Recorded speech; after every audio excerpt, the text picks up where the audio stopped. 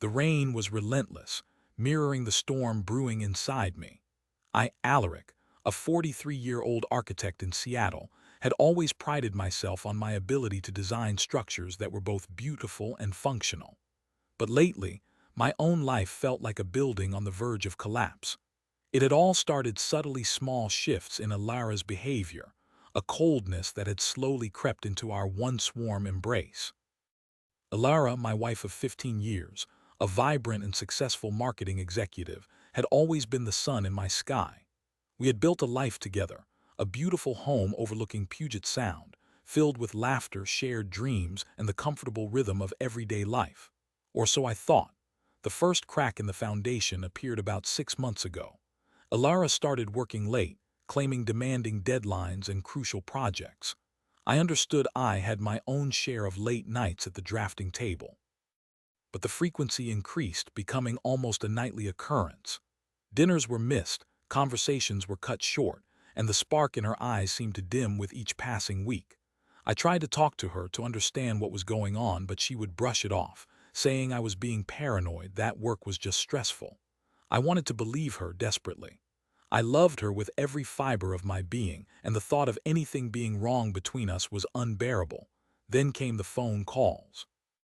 Whispered conversations in the hallway, hushed tones that ceased the moment I entered the room.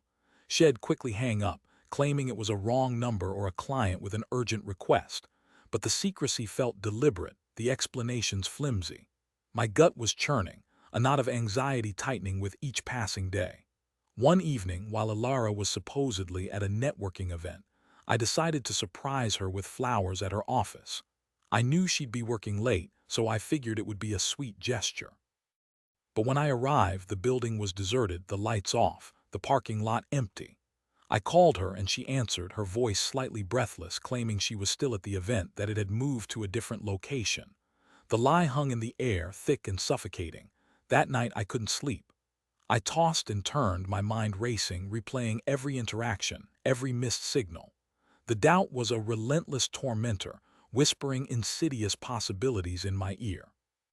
I knew I had to find out the truth, no matter how painful it might be. The next morning, Elara left for work as usual. After she was gone, I did something I never thought I would do. I went through her phone. I know it was a violation of her privacy, a breach of trust, but I felt like I was drowning, and I needed to grab onto something, anything, to stay afloat. Her phone was password protected, of course. Elara had always been meticulous about her privacy. But I knew her well, or at least I thought I did.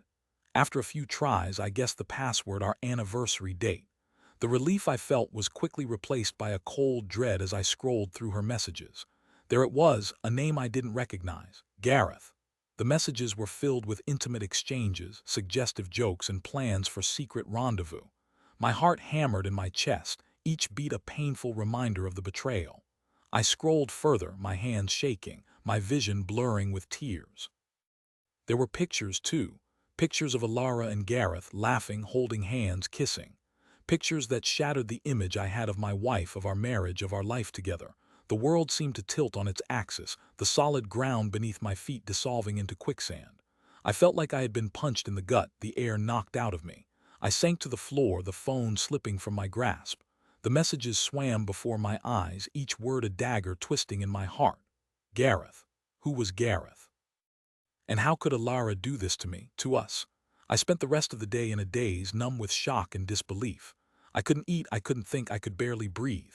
The pain was all-consuming, a gaping wound that threatened to swallow me whole. When Elara came home that evening, I was waiting for her. I didn't say a word, just held out the phone. She paled, her eyes widening in horror as she recognized the device. "Alaric, I can explain," she stammered, her voice trembling. "Explain what, Elara?" I asked, my voice flat, devoid of emotion. "Explain how you could betray me like this. Explain how you could throw away 15 years of our life for some fling." She started to cry, tears streaming down her face. "It wasn't just a fling, Alaric," she sobbed. "It had just happened. I didn't mean for it to go this far." "It just happened," I repeated, my voice rising. "You didn't mean for it to go this far. You were having an affair, Elara. You were lying to me, deceiving me, sneaking around behind my back. How could you?" She tried to touch me, but I recoiled, disgusted. "Don't," I said, my voice cold. "Don't touch me, I don't even know who you are anymore." She pleaded with me, begging for forgiveness, promising it would never happen again. But the trust was broken, shattered beyond repair. I couldn't look at her, couldn't stand to be in the same room with her. "I want you to leave," I said, my voice trembling.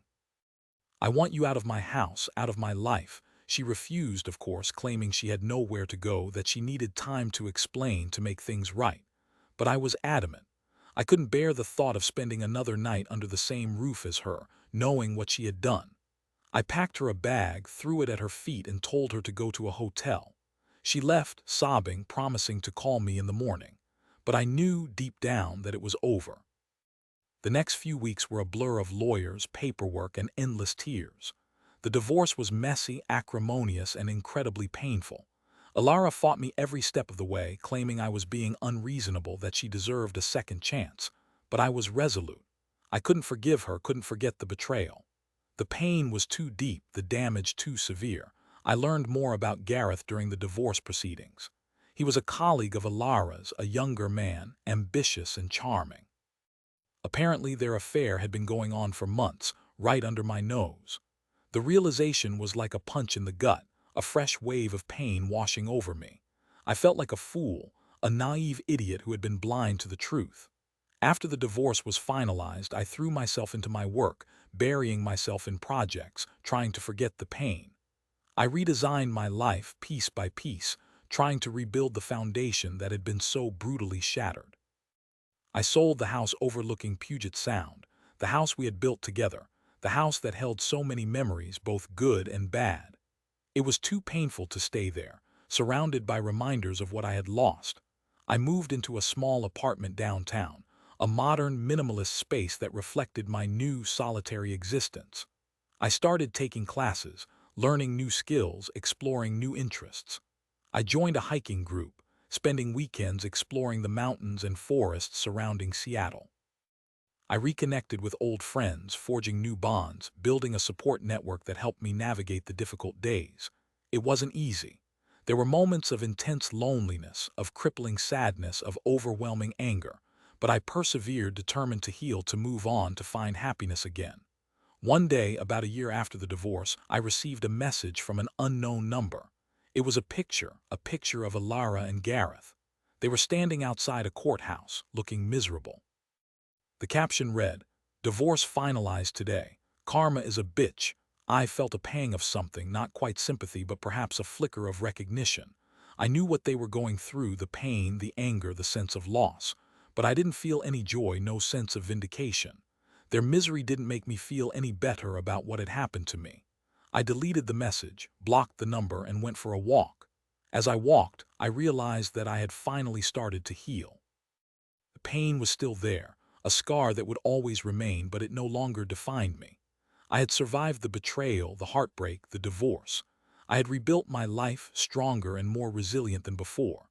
I had learned a valuable lesson about trust, about love, about the importance of knowing yourself. And I knew, with a certainty that surprised me, that I would find happiness again. It might not be the same happiness I had once known, but it would be a happiness that was authentic, earned, and enduring. A few months later, I met someone. Her name was Bront, and she was a kind, intelligent, and compassionate woman. We started slowly, cautiously, building a friendship before anything else. I was wary, hesitant to open my heart again, afraid of being hurt. But Bront was patient, understanding, and supportive. She listened to my story without judgment, offering comfort and encouragement. She helped me to trust again, to believe in love again. With Bront, I found a new kind of love, a love that was based on honesty, respect, and mutual understanding. We built a life together, a life that was different from the one I had imagined, but no less fulfilling. We traveled, we laughed, we shared our dreams and fears. We supported each other through thick and thin. And I knew with absolute certainty that I had found my happy ending. The rain had stopped, the clouds had parted, and the sun was shining brightly on my new life. Elara's betrayal had been a devastating blow, but it had also been a catalyst for change, a wake-up call that had forced me to reevaluate my priorities and rediscover my own strength.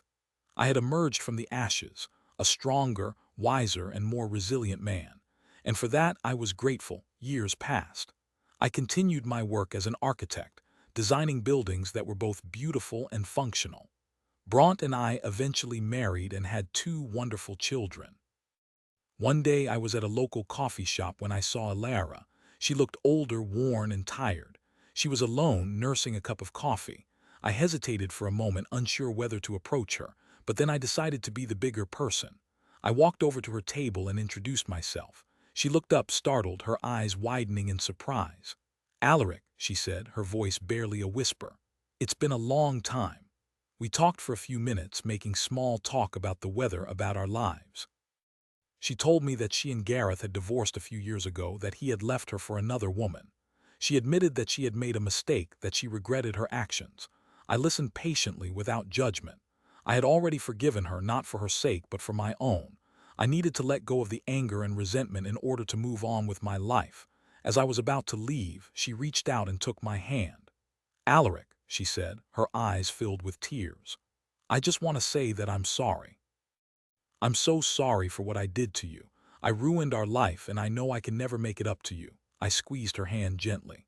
"It's okay, Elara," I said. "I've moved on. I'm happy now. I hope you can find happiness too." I walked away, leaving her sitting alone at the table. As I stepped out into the sunshine, I felt a sense of closure, a sense of peace. The past was behind me, and I was finally free to embrace the future. My journey had been long and arduous, filled with pain and heartbreak. But it had also been a journey of growth, of resilience, of self-discovery. And I had emerged from it a better man, a stronger man, a man who was finally ready to live his life to the fullest.